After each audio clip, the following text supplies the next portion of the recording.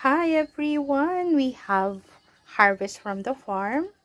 Yan, rambutan. Ito lang ang natira.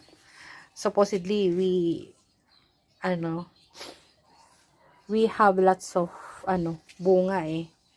Sabi nga approximately 10 sako more or more than yung ma-harvest natin. And did you know that this is Tuklapi? Napakagandang variety ng rambutan. And green-green pa siya, di ba po? Pero pag kinain ko siya, hindi siya maasim. So, it's really good. And, the best of this is organic. Walang pesticide ito. So, very safe siyang kainin. Sana. But, better luck next time para maka-harvest tayo ng madami-dami. If God's, permit, no? Maganda ang panahon during the time na before siya anihin. Ayan, humangin kasi ng sobra, kaya konti lang talaga. Pangkain lang talaga namin. So, that's it for today's video.